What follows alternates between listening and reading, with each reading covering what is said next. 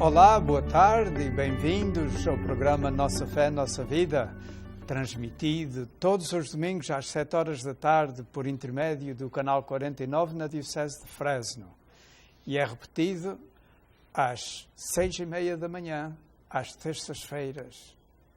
Eu sou o diácono João Sousa, da paróquia de Santa Brígida em Hanford e da Diocese de Fresno, fazendo o programa juntamente com o Sr. Padre Isaac de Menezes. Boa tarde, Sr. Padre Isaac. Como é que está? Ora, está tudo bem? Como é que se pode ver o programa nas ilhas? Nas ilhas? Olha, nas ilhas aí ao YouTube e pôr lá Nossa Vida, Nossa Fé. Nossa Fé, Nossa Vida. Uhum. Yeah. Ou então, escrever então Padre nome. Isaac de Menezes. Uhum. Ou João Sousa, diácono João Sousa. Eles puseram isso de que pode ser em inglês ou pode ser em português. Se alguém puser Padre Isaac Menezes, o programa Nossa Fé, Nossa Vida aparece. Todos os programas. Ah, é? É. Ah. E se puserem o meu nome, Deacon John Sousa, ou Diácono João Sousa, aparece todos os programas. E Nossa será que Fé. a Diocese ou o canal tem que pagar para pôr Não, isso no YouTube? Não. Ah, não, isso é de graça. Não, eles têm umas certas leis que têm que seguir. E uma das coisas que eles pedem é para a gente escrever quais as palavras-chave para as pessoas encontrarem. Então o Canal 49 pôs o nosso nome, todos, em inglês e em português, para encontrar o Nossa Fé, Nossa Vida. Muito bem. Agora, ir ao YouTube e escrever Nossa Fé, Nossa Vida, talvez seja a maneira mais fácil. E até que se começou a escrever só Nossa Fé, penso que já aparecem à mesma. Porque às vezes as pessoas esquecem como é Nossa Fé, Nossa Vida, Nossa Fé, ou coisa assim. E se puserem só Nossa Fé, aparecem os programas todos e depois as pessoas escolhem. E isso também é o mesmo para o programa dos portugueses no Vale? Não sei. Não. Mas deve ser. Não podem escrever Nossa Fé e aparecer o programa dos portugueses no Vale. Mas se pormos lá os portugueses no Vale, aparece também? Talvez, eu nunca experimentei a ver na internet, mas talvez seja a mesma regra, não sei.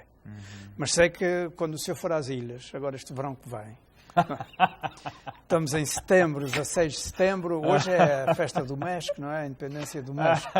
Mas daqui a uns 9 meses, 10 meses, o Padre Isaac pode estar nas ilhas e chega lá e fica com saudades do programa Nossa Fé, Nossa Vida. E chega às 4 Ribeiras, senta-se lá e diz, eu posso ver, até no meu cell phone eu posso ver. E escreve Nossa Fé. Pronto, já está lá. Ainda bem. Está fácil. Não vê quem não quer. Isso é. Ok, 24º domingo do tempo comum, 16 de setembro. Se o Padre quer ler a primeira leitura do profeta Isaías. Muito bem. O Senhor Deus abriu-me os ouvidos e eu não resisti nem recuei um passo. Apresentei as costas àqueles que me batiam e a face aos que me arrancavam a barba. Não desviei o meu rosto dos que me insultavam e cuspiam, mas o Senhor Deus veio ao meu auxílio e por isso não fiquei envergonhado. Tornei o meu rosto duro como pedra e sei que não ficarei desiludido. O meu advogado está perto de mim. Pretende alguém instaurar-me um processo? Comparecemos todos juntos. Quem é o meu adversário? Que se apresente. O Senhor Deus vem em meu auxílio. Quem ousará condenar-me? Palavra do Senhor. Graças a Deus. À primeira vista, parece que esta leitura não cai bem nesta altura do ano, porque a gente está acostumado a ouvi-lo na Sexta-feira Santa, ou no Domingo de Ramos, ou na Quaresma, e quase sempre esta leitura é posta em referência à paixão de Jesus Cristo. Mas talvez não foi essa a intenção do profeta Isaías ao escrever isto, ou será que foi? Ou será que isto tem a ver com o povo ter ido para o exílio e agora ao voltar já aprendeu a lição de humildade que nunca conseguiu aprender antes? Porque Isaías 50 já é o segundo Isaías, já é escrito no tempo durante o exílio, ou quase pós-exílio, e a conversa já é outra. A maneira de falar em relação a Deus é uma maneira mais humilde, não é? Bem, precisava ter lido mais o contexto do pequeno enxerto de hoje. Sim, é verdade que esta leitura é normalmente utilizada para a paixão de Nosso Senhor. Nós podemos ver, como cristãos, lemos logo Cristo como essa pessoa, esse servo que vem cá. O servo sofredor, não é? Sofredor, exatamente. Que eles dizem. Mas eu acho que isto em si tem o contexto da profecia. A profecia, será que já passou? Será que é a falar em Cristo? Será que não é? Será que é mais? Para ser profeta, toda a profeta é um apontar para Deus. Mas a profecia normalmente é dita para uma coisa que tem aplicação naquela hora e foi dita para aquilo.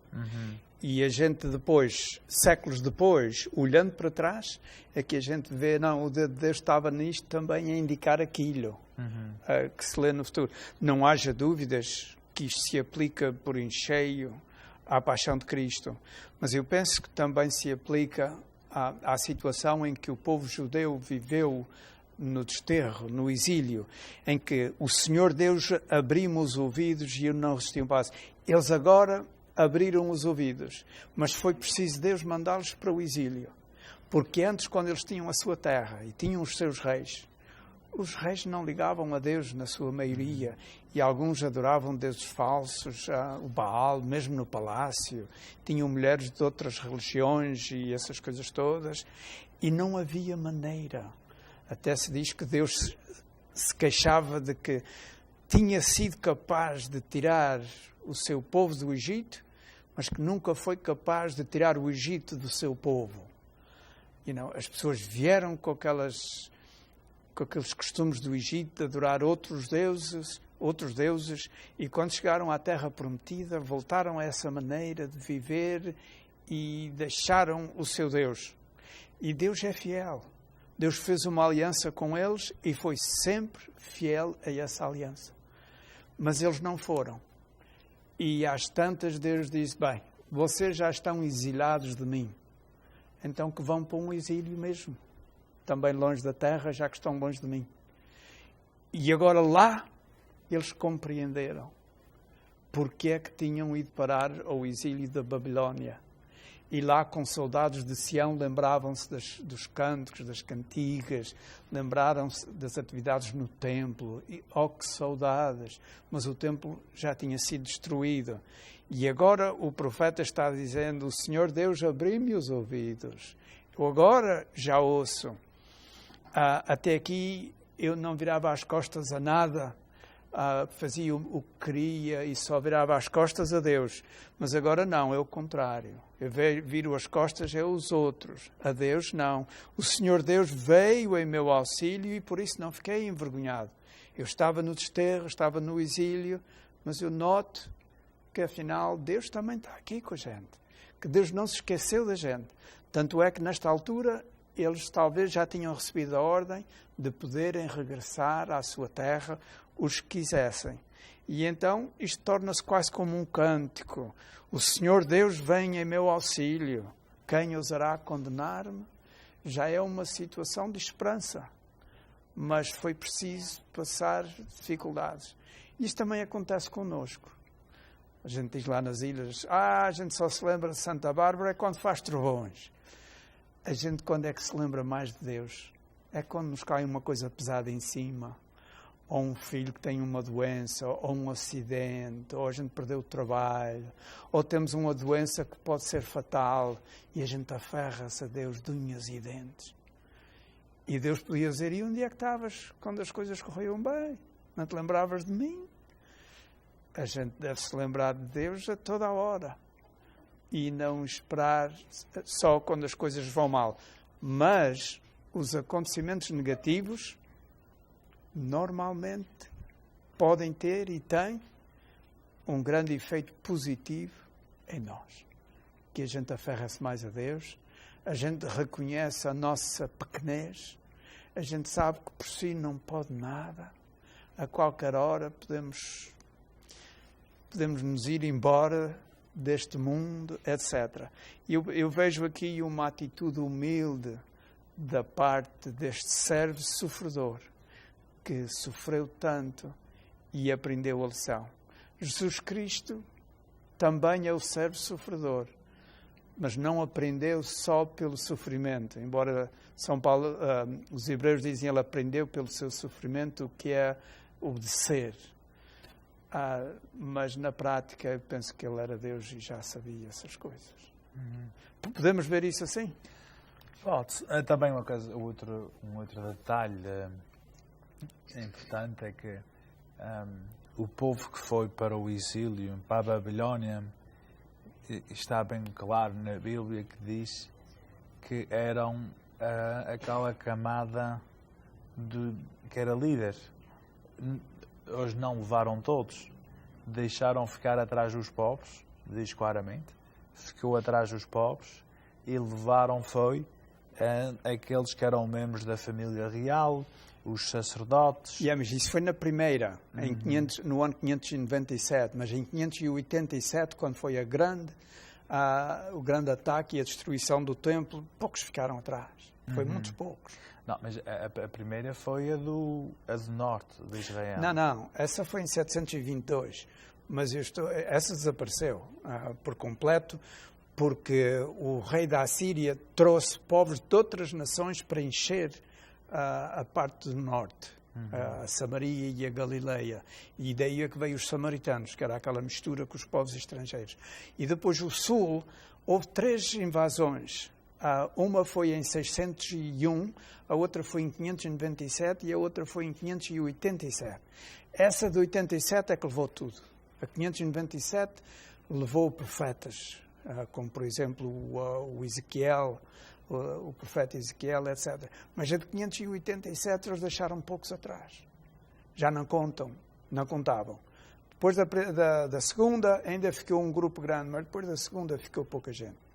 Bem, eu não sei se a gente está a deixar vocês atrás. Eles estamos a deixar atrás a dizer que temos que parar por 1 minuto. Bem, caros amigos, a gente volta. Até já.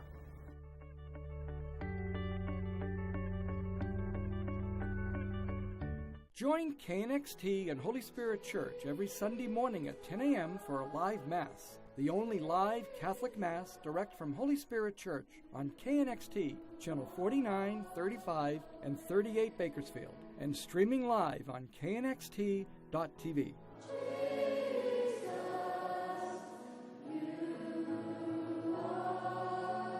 The first live Mass every Sunday at 10 a.m. on KNXT and knxt.tv. We're here before dawn. We're here at midnight. We're here when life begins, and here when it ends.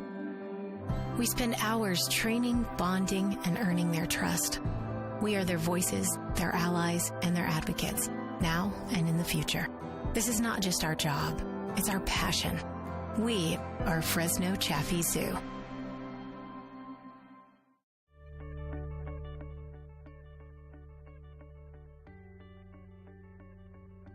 Olá, bem-vindos de novo ao programa Nossa Fé, Nossa Vida. Na primeira parte, falámos sobre o servo sofredor do profeta Isaías, um dos 4 cânticos do servo sofredor. Este foi o segundo, capítulo 50.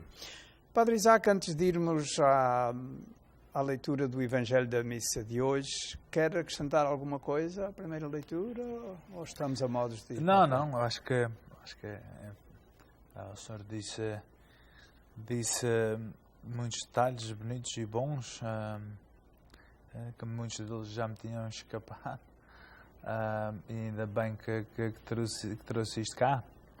E sim, eu acho que está cheio de razão, que é essa nossa tendência sempre de pensar só que é uma profecia sobre Nosso Senhor, mas também tem a ver com a forma como vai educando o povo judeu, que é a nossa história também. E é isso que o Antigo Testamento, sim, a história dos judeus não é a história só apenas de um povo, mas é também a história da fé, e é a nossa história. Uhum. E no meio da história deles e naqueles contos e eventos históricos, nós também vemos o nosso processo da nossa própria fé. Yeah. E é isso que faz tudo parte da forma, a Bíblia, da educação de quem é Deus. Yeah. E também o que nós vemos é que o povo aprende isso no estrangeiro, de uma maneira, certa maneira, como talvez nós, como imigrantes, aprendemos a amar a nossa terra mais quando estamos fora dela do que dentro. Mas também o certo, como nós sabemos mais do resto da história, que o povo de Israel regressa, as coisas estão mais ou menos bem e em pouco tempo tornam-se a esquecer. É sempre aqueles altos e baixos. Uhum. Sempre. Foi a história do povo de Deus. E às vezes é a nossa história. E essa é a nossa história também. Que a gente, quando as coisas vão bem, a gente tem a tendência a se esquecer mais de Deus. Também nós também temos altos e baixos. É.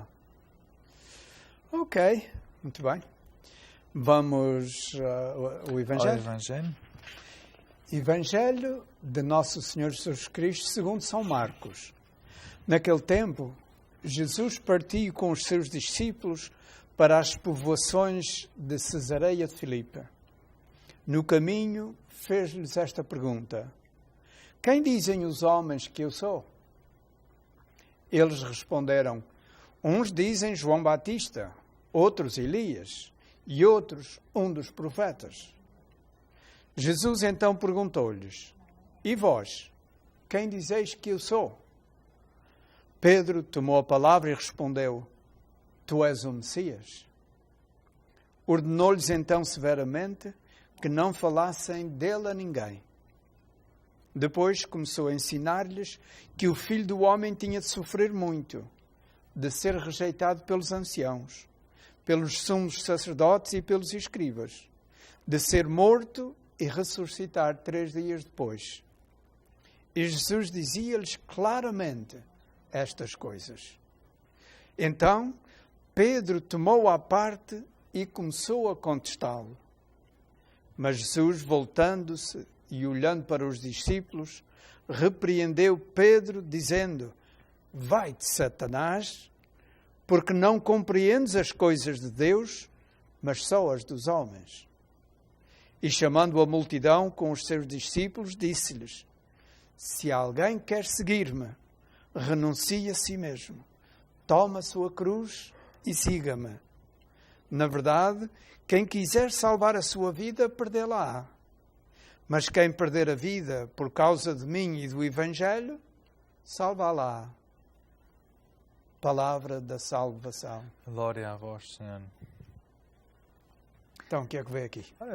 Dentro daquilo que nós estávamos a dizer antes, nós também vemos esse processo em São Pedro, em que em pouco tempo vai de um alto para um baixo. Em que em pouco tempo tu és o Messias, muito bem, acertou, e depois dali a pouco tempo já não compreende o plano de Nosso Senhor, especialmente da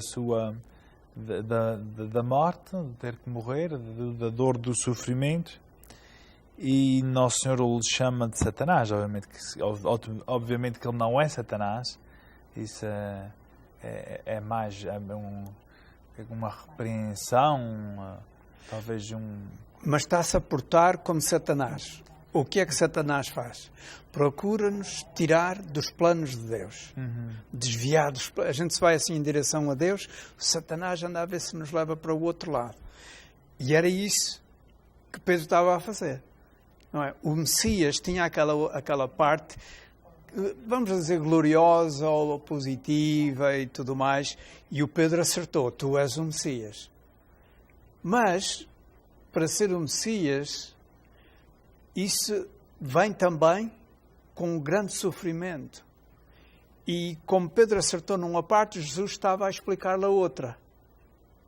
E o Pedro não aceitou naquele momento o projeto de Deus para o seu Messias. E zangou-se com ele, começou a contestá-lo abertamente. E então Jesus ficou como quem diz, ei, tu agora passaste o risco. Foste além daquilo, podes. Tu és Satanás nisto. Mas também é interessante que começou a repreendê-lo à frente dos outros, mas Nosso Senhor leva-o à parte. Tomou-o à parte. Não, desculpa. Pedro tomou-o à parte e começou a contestá-lo. Não à frente dos outros. Mas os outros estavam a ver o que é que se estava a passar, penso eu. E depois Jesus quis também dar a saber a todos de que o messianismo prometido nas Escrituras e agora aqui já evidente, já presente, traz também sofrimento. O sofrimento faz parte do Messias. E isso os discípulos nunca compreenderam e nunca aceitaram, senão depois da ressurreição. Penso eu. Porque até mesmo, como ele disse abertamente que ele ia ser morto, ele ia ser isto, mas que 3 dias depois ia ressuscitar, quando ele morreu, admira-me não estarem lá no cenáculo, quando estava lá cheios de medo, admira-me não estarem a contar as horas. Ei, ele disse o 3º dia, já está quase, é amanhã já. Não, foi-se embora, acabou-se, morreu e acabou-se a história.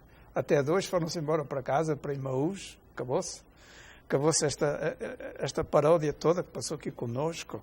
Não, Jesus está a explicar-lhes de que o sofrimento faz parte do messianismo e também da nossa vida. Sim, e talvez nem sequer foi só com a ressurreição que compreenderam ao ver Jesus ressuscitado, mas sim com a vinda do Espírito Santo sobre eles. Sim. Sim. É aí que compreenderam mais. Eles, com a ressurreição, compreenderam quase que a nível humano mais. E também do Espírito Santo, porque já nesse dia Jesus soprou sobre eles e disse recebeu o Espírito Santo. Sim, mas isso depende de que evangelho é que lemos. Pois, é São João. Mas já com a vinda do Espírito Santo, então aí veio a plenitude. Sim. E eles compreenderam o mistério de Jesus Cristo, mas aqui não. E também isto era a primeira vez, o primeiro anúncio. Não é? Em São Marcos há 3 anúncios abertamente, da paixão, que Jesus diz abertamente que vai sofrer e que vai ser morto, mas que ressuscitará. Este é o primeiro. De maneira que apanhou-os assim um bocadinho, não digo distraídos, mas desprevenidos. Não esperavam. Porque há mais aqui. Quando Pedro disse, tu és o Messias, Jesus disse-lhe, isso não veio de ti, foi o Pai do céu é que deu a saber isto, e tu és Pedro, e sobre esta pedra edificarei a minha igreja, e as forças do inferno não prevalecerão contra ela. Não era que Pedro estava todo cheio. Eu vou ser o primeiro-ministro aqui deste... e ele acaba de o levantar muito e depois diz, mas eu vou morrer. E vão-me matar em Jerusalém. Isto não faz sentido. Então como é que eu vou ser o primeiro-ministro? Como é que eu vou ser grande? Eu penso que isto também tinha um bocadinho de orgulho da parte de Pedro. Levantou-se as esperanças de que ele ia ser grande, neste messianismo todo, e depois acaba de ser informado que o Messias ia sofrer, ia morrer, etc. Penso que também tem isso. Olha, isso faz-me lembrar uma coisinha de desenhos animados que eu vi há pouco. Porque na minha paróquia põe sempre, ou eu ou a secretária, muitas vezes, agora normalmente é ela. É assim uma coisinha meio engraçada, que é sempre assim. e uma delas era Pedro, foi encomendar os business cards, aqueles cartõezinhos de negócio, não é? Com o nome e depois embaixo dizia, era a cara de Pedro todo triste, com os cartões na mão, quando Nosso Senhor disse: e tu agora vais ser conhecido por Pedro e já não Simão. E ele aí ficou triste que eu tinha feito os cartões para Simão o pescador, e agora era Pedro. E aí aqui ele também ficou meio triste, porque ele foi de um extremo ao outro em menos de 1 minuto. E a gente também vai de 1 minuto ao outro em menos de 1 minuto. Como também, ao mesmo tempo, também em menos de 1 minuto, podemos ir do pecado para a graça. Isso também é preciso pensar assim. E Jesus aproveitou esta ocasião para chamar o povo e dar-lhes a saber de que o messianismo que ele traz é um messianismo que também tem sofrimento nas nossas vidas. E até disse, se alguém quiser seguir-me, renuncie a si mesmo, tome a sua cruz e siga-me, porque quem quiser salvar a sua vida, perdê-la. Eu penso que esta coisa de querer salvar a sua vida é, se eu quero viver à minha maneira e fazer só o que eu gosto e o que eu preciso, eu perco a oportunidade de viver como Deus quer. E Jesus diz, mas quem perder a vida por causa de mim e do Evangelho, salvá-la. Se a gente vive não como quer, mas como Deus quer, a gente torna-se maiores, a gente salva a nossa vida, a gente consegue a plenitude da felicidade já neste mundo, mas então no outro. E se a gente vive e faz só o que quer e como quer e tem todo o dinheiro que precisa e não precisa de Deus para nada, a gente nunca chega a conhecer a verdadeira felicidade, mesmo ao nível humano. Porque a felicidade humana, humanamente falando, também tem a ver com a interferência e com a presença de Deus na nossa vida. Senão a gente não desenvolve a nossa capacidade humana ao ponto de compreender a felicidade total, mesmo a nível humano. Estou convencido disso. E eles dizem que só falta 9 segundos. Bem, caros amigos, acabou-se-nos o tempo. Obrigado pela vossa atenção. Boa tarde e adeus.